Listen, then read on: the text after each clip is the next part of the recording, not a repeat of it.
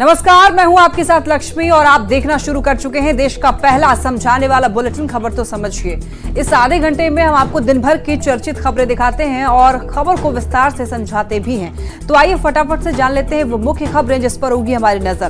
तो देखिए, जो आज की 4 बड़ी खबरें हैं वो पहले आपको शॉर्ट में बता देते हैं और फिर इसे डिटेल में आपको आगे समझाएंगे। तो पहली खबर बारिश से जुड़ी हुई होगी। बिहार में बारिश को लेकर के हाई अलर्ट जारी किया गया है, इसे आपको डिटेल में बताएंगे। और फिर आपको बंगाल में हुए बिहार के छात्र की पिटाई के बारे में आपको बताएंगे, इस पर किस तरीके से सियासत हो रही है ये आपको आगे डिटेल में समझाएंगे। और इसके बाद किस तरीके से स्मार्ट मीटर को लेकर के सियासत तेज है ये आपको बताएंगे। जगदानंद बाबू को विजेंद्र यादव का क्या जवाब मिला वो भी आपको समझाएंगे।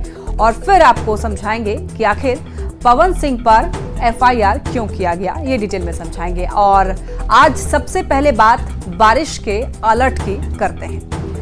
तो देखिए, लगातार हो रही बारिश के बाद सुपौल में कोसी नदी का इलाका जो है हाई अलर्ट पर है और भारी बारिश की वजह से कोसी नदी का जलस्तर बढ़ने की आशंका जताई जा रही है और माना यह जा रहा है कि 6,81,000 क्यूसेक तक पानी डिस्चार्ज हो सकता है। 56 साल में इतना पानी कभी डिस्चार्ज नहीं हुआ। भारी मात्रा में पानी के डिस्चार्ज को देखते हुए कोसी तटबंध के भीतर बसे लोगों से बाढ़ आश्रय स्थल पर शरण लेने की डीएम की ओर से अपील की गई है। बता दें आपको, अभी फिलहाल 1 लाख क्यूसेक तक पानी डिस्चार्ज हो रहा है और एक साथ अधिक मात्रा में पानी डिस्चार्ज होने से लोगों की परेशानी बढ़ सकती है। तो अब जरा कोसी में इतना ज्यादा पानी छोड़े जाने के क्या मायने हैं ये आप समझिए। देखिए, फिलहाल कोसी में 1 लाख क्यूसेक पानी डिस्चार्ज हो रहा है और अंदाजा यह है कि भारी बारिश की वजह से 6,81,000 क्यूसेक पानी डिस्चार्ज होगा। तो अब ये समझिए कि इतना पानी छोड़े जाने के क्या मायने हैं। देखिए, कोसी का जलस्तर बहुत बढ़ जाएगा और आसपास के इलाकों में पानी भर सकता है।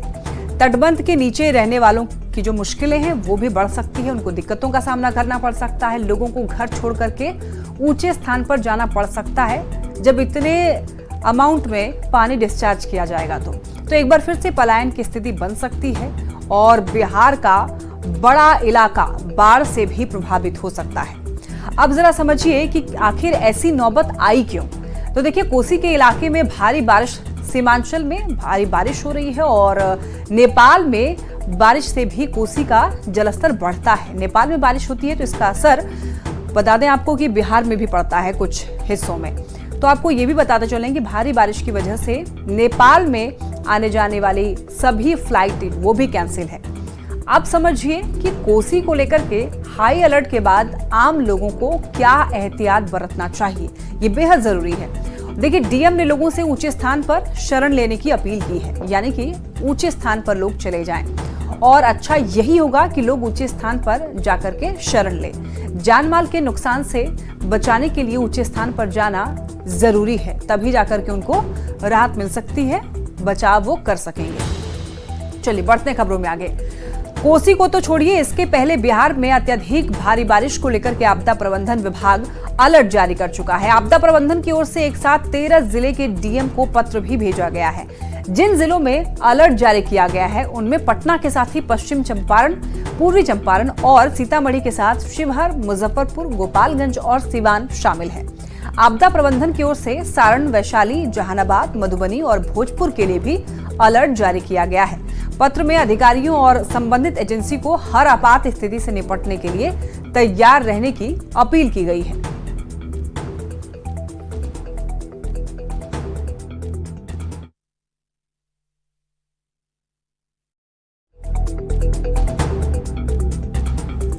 तो भारी बारिश को लेकर के बिहार के 13 जिलों में अलर्ट जारी किया गया है। आइए ये जानते हैं कि किन किन जिलों को लेकर के अलर्ट जारी किया गया है।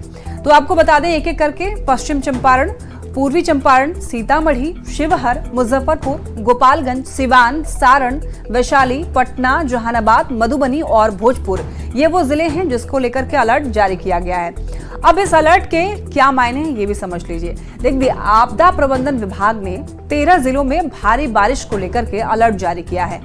भारी बारिश होगी तो नदियों का जलस्तर बढ़ेगा और यही वजह है कि आपात स्थिति से निपटने के लिए आपदा प्रबंधन विभाग ने सभी अधिकारियों और सभी एजेंसियों को अलर्ट रहने के लिए कहा है।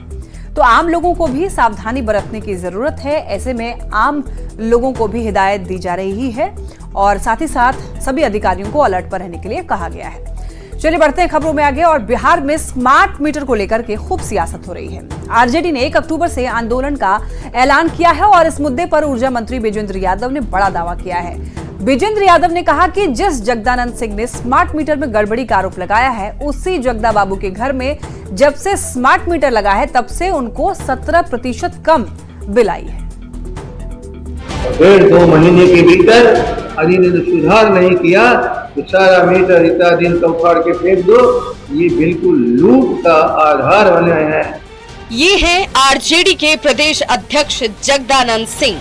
जगदानंद सिंह ने बकायदा प्रेस कॉन्फ्रेंस करके स्मार्ट मीटर को लूट का हथियार बताते हुए स्मार्ट मीटर के खिलाफ आंदोलन का ऐलान किया था। लेकिन क्या आप ये जानते हैं कि खुद जगदानंद सिंह के घर में स्मार्ट मीटर लगने के बाद उनके घर की बिजली की खपत 17% तक कम हो गई और ये जानकारी खुद ऊर्जा मंत्री विजेंद्र यादव ने दी। के नाम से जो उसको बता दीजिए। उसका कंजम्पशन सर 2 अवधि में जनवरी 2020 से दिसंबर 2021 तक बिल आया है और जो फरवरी 2022 से जनवरी 2024 तक स्मार्ट मीटर लगा है तब दोनों में जो कंजम्पशन है एवरेज मंथली कंजम्पशन वो 17% कम मैंने घटा है, बिल घटा है।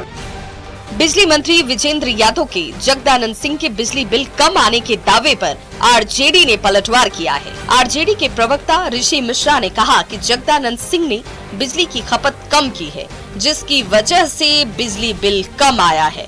इसमें स्मार्ट मीटर का कहीं कोई योगदान नहीं है।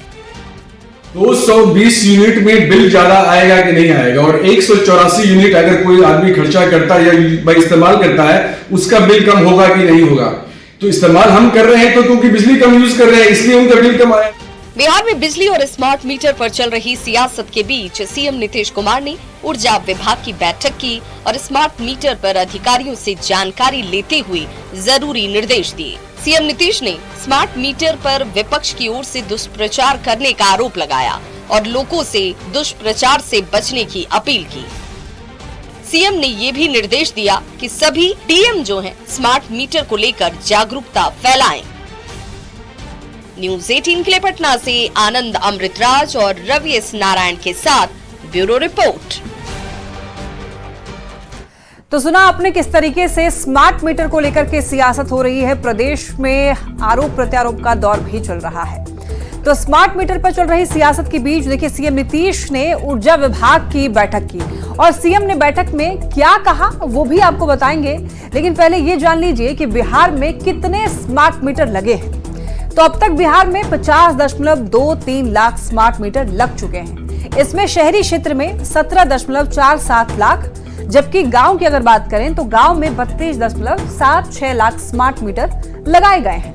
अब स्मार्ट मीटर पर नीतीश ने क्या कहा ये आपको बताते हैं। नीतीश कुमार ने कहा कि स्मार्ट मीटर पर भ्रांति फैलाई जा रही है। स्मार्ट मीटर पर डीएम जागरूकता फैलाएं। डीएम को निर्देश दिए गए हैं कि स्मार्ट मीटर के फायदे लोगों को बताएं। चूंकि लोग दुष्प्रचार किया जा रहा है तो लोग दुष्प्रचार से बचें और 2025 तक स्मार्ट मीटर का काम पूरा होगा। स्मार्ट प्रीपेड मीटर राज्य सरकार सब्सिडी देती है। रिचार्ज पर 3% का वित्तीय लाभ भी मिलता है।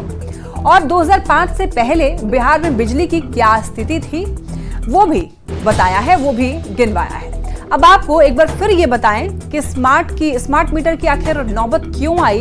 उसके पहले ये जानना जरूरी है कि स्मार्ट मीटर आखिर होता क्या है। तो देखिए प्रीपेड स्मार्ट मीटर ऊर्जा मीटर की एक नई पीढ़ी है, यानी कि इलेक्ट्रॉनिक डिवाइस है जो कि काउंट करता है कि आपने कितना बिजली का इस्तेमाल किया है वास्तविक समय में, यानी कि रियल टाइम में ही बिजली की खपत, आप कितना बिजली कंज्यूम करते हैं वो रिकॉर्ड करता है वो मशीन और बिजली के उपयोग को ट्रैक किया जाता है।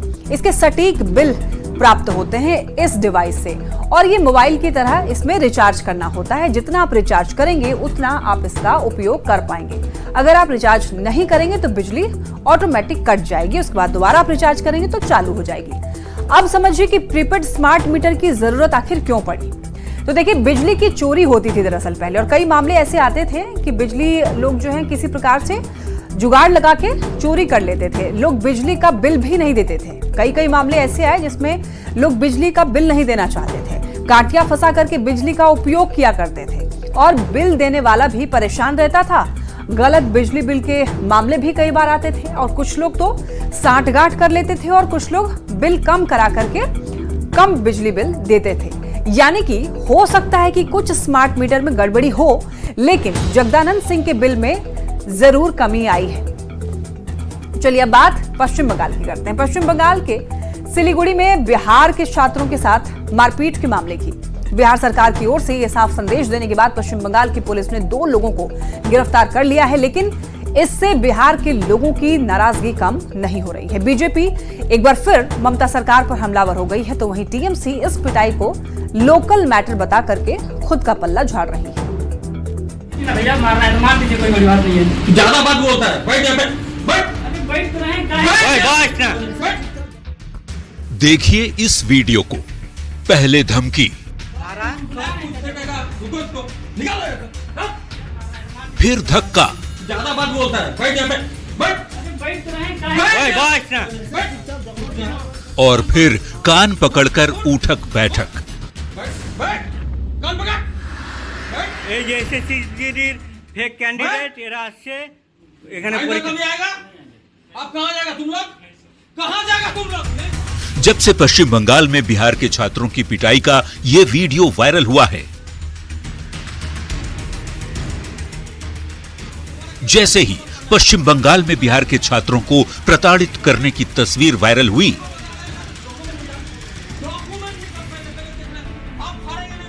तब से बिहार के लोगों का गुस्सा थमने का नाम नहीं ले रहा।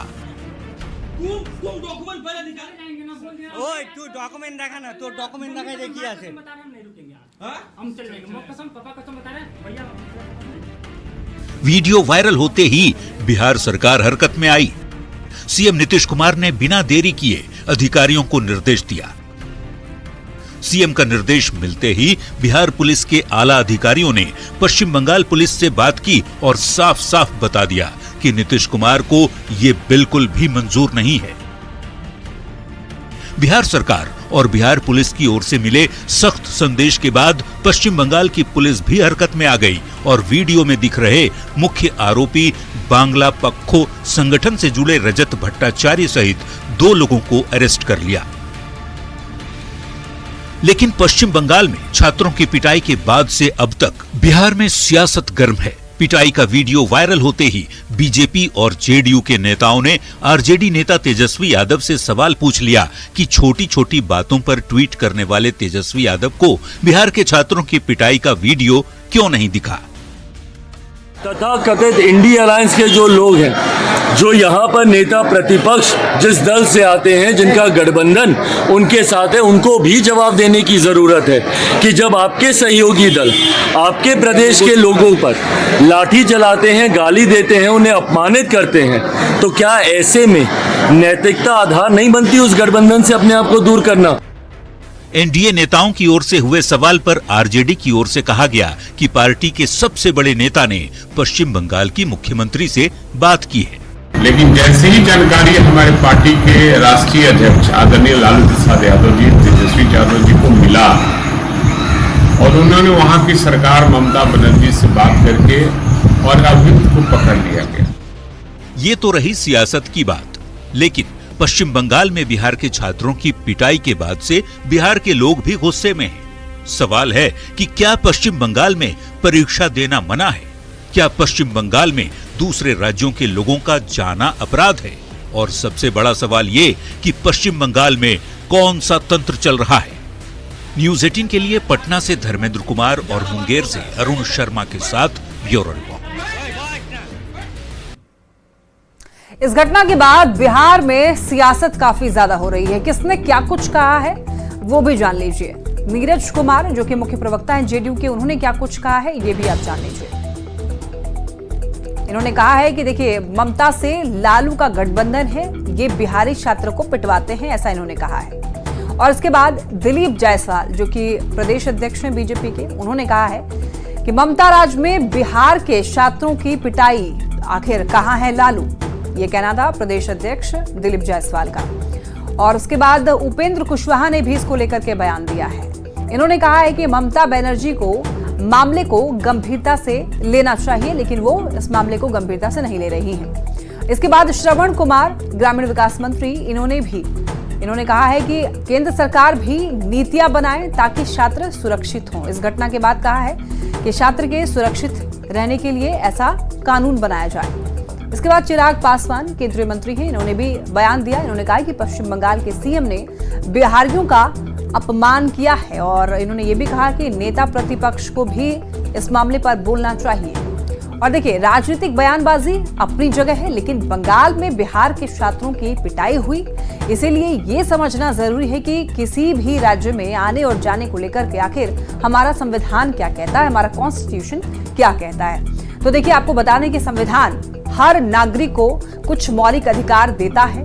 अभी भारत के नागरिकों के पास 6 मौलिक अधिकार हैं और इसमें किसी भी हिस्से में बसने का अधिकार शामिल है और कहीं भी आने जाने का अधिकार हर नागरिक के पास है, हर एक इंडिविजुअल सिटीजन के पास है।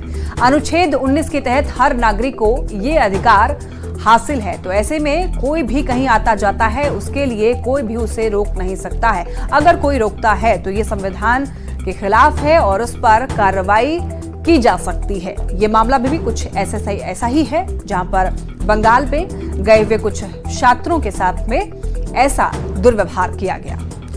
चलिए बढ़ते हैं खबरों में आगे और अब बात करेंगे कैमूर की। कैमूर पुलिस पर बहुत बड़ा आरोप लगा है। आरोप है कि शराब पीने का आरोप लगाया गया है पुलिस वालों पर और ये आरोप है कि पुलिस ने सांप डसने से पीड़ित युवक को 2 घंटे तक रोके रहा और 700 रुपए लेने के बाद ही छोड़ा व्यक्ति को और आखिरकार अस्पताल पहुंचते पहुंचते देर हो गई और देरी की वजह से युवक की मौत हो गई। गाड़ी में पड़ा शव और उसके आसपास बैठकर रोती इन औरतों को देखिए। इन औरतों की रुलाई आपका सीना चीर डालेगी, लेकिन लाख मिन्नत करने के बाद भी पुलिस वालों को दया नहीं आई और लखन प्रसाद काल के गाल में समा गया। चादर ओढ़े मौत की नींद सो रहे इस व्यक्ति का नाम लखन प्रसाद है। वैसे तो इसकी मौत सांप काटने से हुई है, लेकिन इसे मारा है कैमूर के भगवानपुर थाने की पुलिस ने, वो भी पैसे के लिए। ये गंभीर आरोप मृतक के घर वालों का है। ये तो पैसा निकाल के 700 रुपया देनी है तब जाके छुट्टी देना है। के राम लसन के हमके तो हमके पकड़ रहे पुलिस पुलिस के देनी है। पुलिस के दिला कौन थाना के मतलब भगवान के थाना से मतलब। अब पूरी घटना जान लीजिए। चैनपुर थाना क्षेत्र के निविया ताड़ गांव का रहने वाला लखन प्रसाद खेत में पटवन करने गया था, तभी उसे सांप ने डस लिया। लखन के कान से खून गिर रहा था। बेचैनी की हालत में वो खेत से भागते हुए गांव जा रहा था। इस बीच और इसी के साथ इस बुलेटिन में इतना ही। तमाम खबरों के लिए आप देखते रहिए न्यूज़ 18।